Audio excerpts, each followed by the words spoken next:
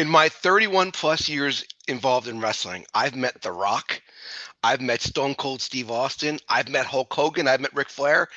I've never met C.W. Anderson. Tonight is the first night we're actually talking, and what a pleasure it's going to be. Welcome to the show, C-Dub. How are you, buddy? Hey, man, I'm fantastic, man. Thank you so much, man. We were talking before we started recording. People will never believe, as long as you've been doing this, because I've been doing it 30 years as well. We've traveled in the same circles almost, but have never met. Crazy.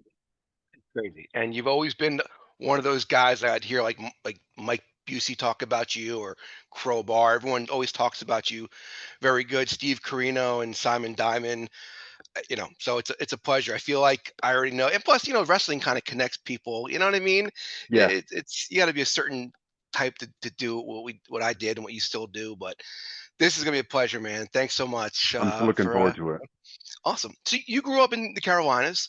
Right. I assume NWA fan. I was not until I was about 13, 14 years old. I hated professional wrestling till I was about Really? 13 or 14. Yeah, I did not like it at all. And I still live on the family farm that I grew up on. My parents lived below me. I lived behind them on a horse farm, and it's the same area where my little brother Kevin got me interested in wrestling, and it was 83 or 84, might even be 85. But this match is on YouTube, and it's the Rock and Roll Express versus the Russians, Ivan Koloff and Krusher Khrushchev. And it happened. It was a Saturday morning TV show. And Kevin asked me, he said, sit down with me and watch wrestling. And I hated it. I liked Saturday Night Live. I was baseball. And he said, just sit down, watch this one match with me. And if you don't like it, I'll never watch it again. I'll never ask you to watch it again. So I was like, okay. So I sat down, we watched, and it was that match. And Ricky Morton, Victory Road, Uncle Ivan, and pinned him. And they won the NWA World Tag Belts. And 12, 13 years old, we're jumping around like crazy. The Americans had just defeated the Russians. And man, I was hooked right there in that match. So Have everybody can blame my little brother Kevin for getting me hooked in wrestling. Have you ever met Barry Darso? The funny story, this is probably 3 or 4 years ago. A buddy of mine, Lewis Moore and Henry Dean, they're running a show down the road in a place called Clayton. And they bring, Ivan called, before Ivan passed away, it was always Ivan, the Rock and Roll Express, stuff like that. And I'm sitting in the locker room, and on the left is Ricky and Robert, and on the right of me is Barry Darso. Three of them, and Uncle Ivan had passed away by then. So it was three of the four guys that got me into wrestling that were sitting right beside me. And I think that's the first time I met Barry, and I've met him a couple of times since then. Amazing stand-up guy, and I told them that story, and it like blew their mind, humbled that it was because of them. Fact, Barry's the best. I've had Barry on the show. He does a lot of appearances for my buddy Tommy Fierro, so I've gotten to know Barry No very time, yeah, well. I can listen to him tell stories. Him and Bill Eadie, just two straight up class guys. yeah. Bill's It's another funny. one. It's funny you mentioned. Man, I love. We're gonna be a lot alike. I can tell just by Yeah, us talking. How you said that you were sitting there, and it was crazy that you were next to Barry, Ricky, and Robert, and it made you remember, why you got into wrestling. The first match I ever saw, because I'm from Jersey, was Hulk Hogan and Hillbilly Jim versus King Kong Bundy and Big John Studd. So it was all, WWF 1985 stuff. I went on to be King Kong Bundy's trainer at his wrestling school, you know, really.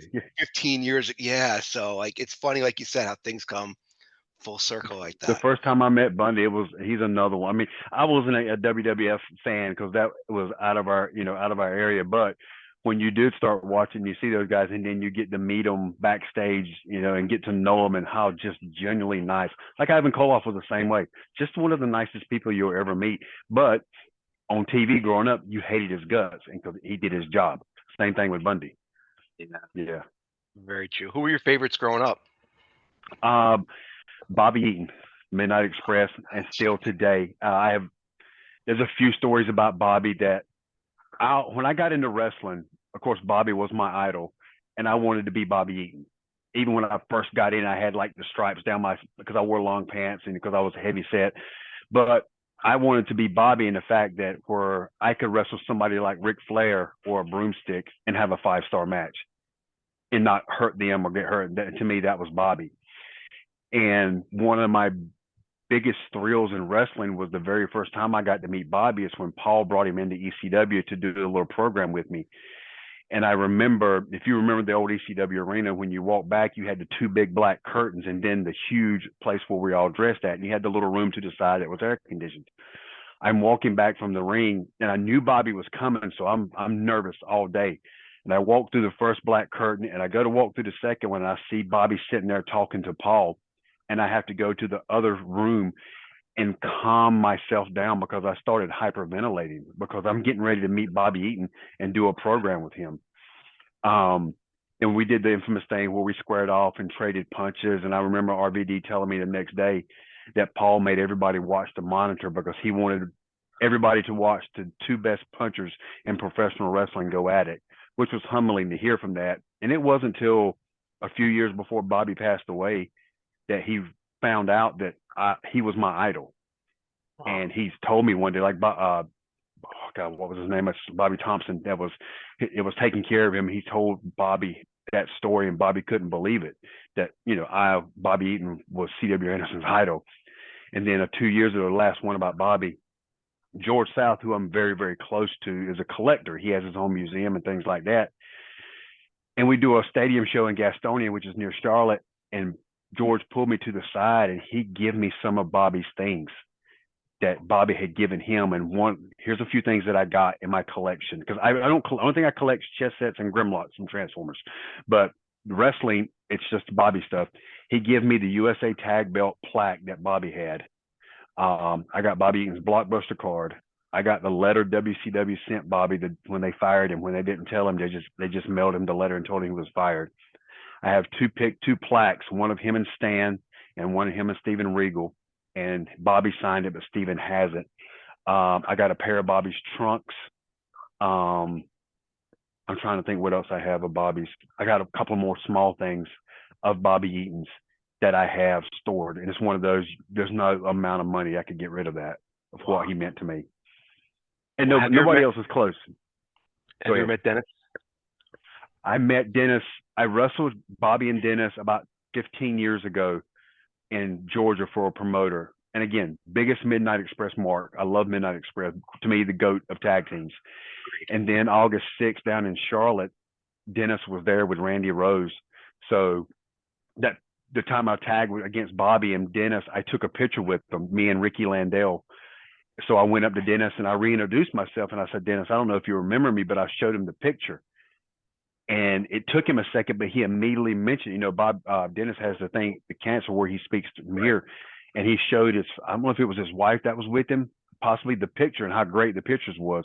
But I got to meet him again and took an updated picture with him.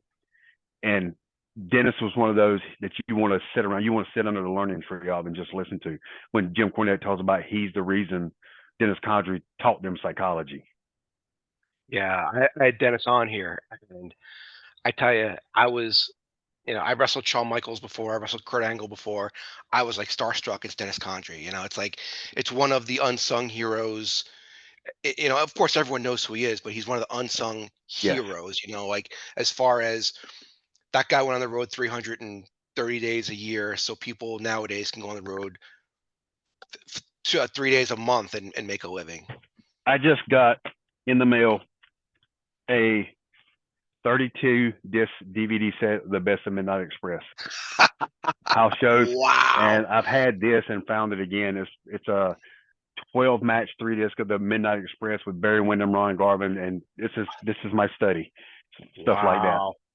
30 years in, I still study. You ever meet Jim? Yes. You talking about Cornette, right? Yeah. Yes. I met him once or twice. And I think the first time I met him, when we talked, it was for the NWA Charlotte that was running years ago. And he has sworn he and I had met before. And, if we had, I had forgotten it, which I don't know. Cornette, I love Cornette. I listen to his podcast all the time. So that I've only met him once or twice. And again, they're on that Mount Rushmore for me when it comes to wrestlers and tag teams. Oh yeah. Cornette I know very well. He did a lot for me in Crowbar. He would always book us as extras, or he would I went down and work at Smoky Mountain TV before, so all three guys. Bobby was great. Dennis, I text every now and then just to say hello, and it's amazing. He texts me right back. Oh, Mike, thank you for checking in. Like, just great people. Yeah. Yeah, it's a lost thing in our business when it comes to that, with the respect and stuff that's given and earned with those guys. And I mean, I could watch their matches all day because that's when I grew up, and I said that's why I got it. Still studying at 30 years in the business. You know, everyone always asks me because they know I have a history with Cornette. They're like, "What's he like?" I go, "If you come to the building ready to work, you look the part, you act the part, you have your mouth shut, your ears open, and you have respect for the people that got you a chance to work that night, he's got all the time in the world for you." Absolutely. He's like me to an extent, or he's way more advanced, but I want to leave the business better than I found it. And that's what I try to do with these younger guys. And it's sad that a lot of this generation, to me, and by the attitude that you hear about, and I've been around, I use this adage in my seminars. There's a lot of them, for some base players, that are born on third base thinking they hit a triple. Wow, I'm going to use that a lot. And that's how, that to me, that's how it is. Yeah. And I mean, my whole years in the business, I've always been the quiet one, sat in the corner. My first months in ECW, I sat there with my mouth shut, and then he put my boots on till they told me I was wrestling, which was usually like 10 minutes before I went out. So yeah, I've always been the quiet one when it comes to that, especially in the locker room, that I haven't earned that respect or been there long enough. Should ask you this before we clicked record. How are you for time? Because we just went on for like 15 minutes about just mentioning, Dude, you know what I mean? I'm good. Okay, I'm I good. just got a However feeling you long. and I are gonna Yep. just. All right, great. Yep. Yeah, because I have a feeling you and I are just gonna two old kindred spirits here. I love it.